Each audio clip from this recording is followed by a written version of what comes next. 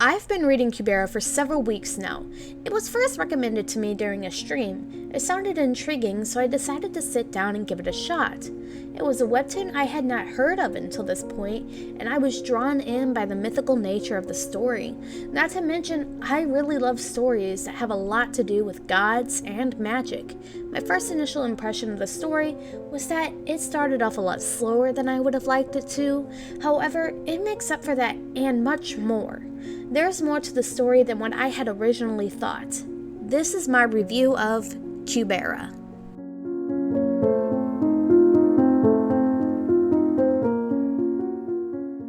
The story goes that Kubera lived in a small town until one day she came back home to find everything she ever knew and loved gone. The town had been annihilated by an entity known as Asura, a high-level beast-like magic user. She then meets a strong wizard known as Asha and is brought along on a journey throughout the world.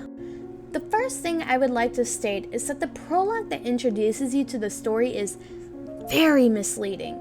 The prologue states that this is a story with action that is then crossed out and replaced with the word comedy, which is very confusing to me, considering that the summary states that it's a story about a girl who lost everything. I don't mind a good comedy, however, it felt that it was a little weird that it was introduced that way. Luckily, as I read on, I was very happy to see that the story had comedy in it, but was not solely a comedy. At first, I will admit that the story seemed rather slow. I don't mind a story that has a slow start as long as it picks up in pace. I would be lying to you though if throughout some of the first few chapters, I felt as if the pace could have been picked up. I also felt as if some of the comedy could have been left out and scrapped in order to keep the pace going at a better rate.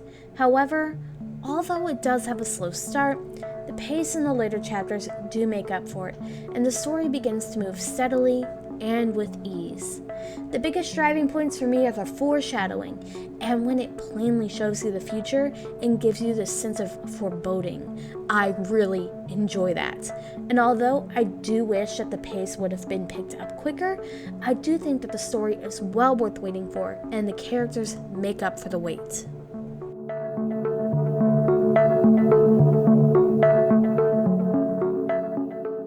Even if I was not enjoying the story, I would come back to read it just for the characters alone. Each of them, from the very first time we meet them, feel very fleshed out. It makes you think, I wonder what their history is. The first character and our main character is Kubera Lise, or Lise as she is later called. She's a very naive girl from a small town, and it often shows throughout the webtoon. What I really like is that she continues to be a girl from a small town. When she sees the city for the first time, she's blown away by it. She gets lost in it and is curious by the things that go on. It makes her feel even more fleshed out. She's also extremely kind and puts others before herself, which makes me feel for her at times. I just want to scream out at her, "It's okay to cry!" Next, we have Asha. She's about as opposite as you could get from Kubera. I will say, her design confused me at first, and I did mistake her for male. Unlike Kubera, Asha is cold, uncaring, and often extremely rude towards Kubera, which confuses me, because she is also shown to be warm to her friends. It makes me wonder thus far why she is so cold to Kubera, when she is shown that she can be kind to others. Then there is Agni, and personally one of my favorites thus far. Agni is a fire god, and when he is first introduced, he can come off as a bit dumb. However, what I really enjoy about him is that even though he pretends to be dumb, he's really quite smart, and dare I say it, sensitive.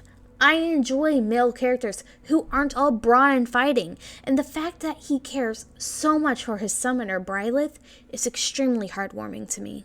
Speaking of Brilith, she is Agni's summoner and the priestess of her city. She has a strong sense of duty, but is also quite kind and caring towards the people she protects. Asha and her seem to be really good friends as well.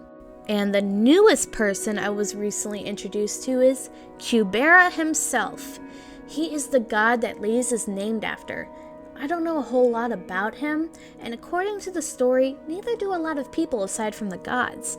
His motives in the story are not quite clear yet, which makes him all the more interesting. There is still a lot more for me to read, so I haven't got around to every character yet. But for what I've seen, the characters make up for where the story can lack at times, especially in the beginning, and even the villains of the world are so fleshed out, it makes me feel for them at times, and I can understand their motivations and pain as well.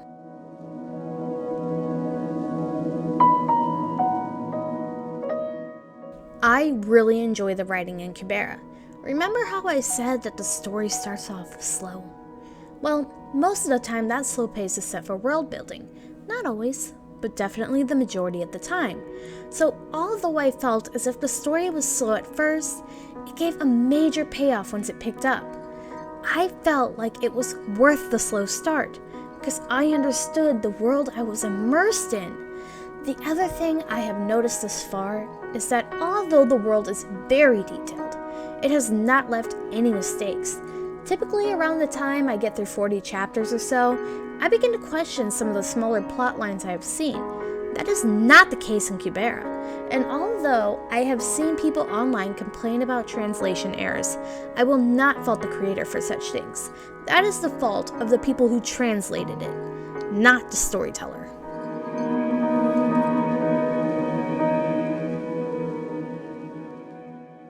This is another thing I've seen online that people seem to dislike.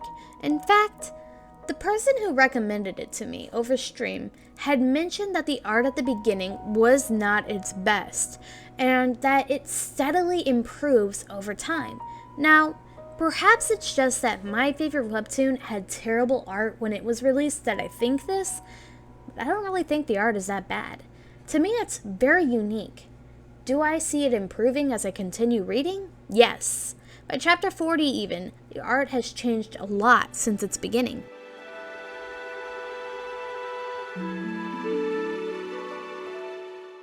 I feel that I need to gush on this some more.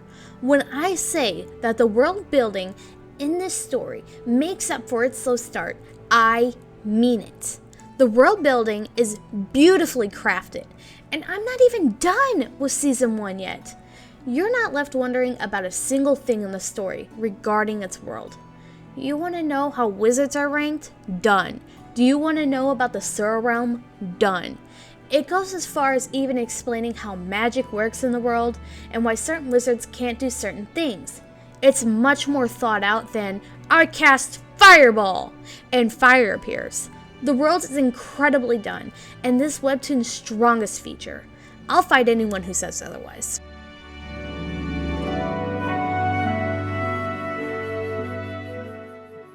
Kubera is an amazing story. Despite its weak start, it keeps you coming back with its mystery and foreboding and continues to grow upon itself. I deeply enjoy the story and look forward to more reading. Until next time, goodbye.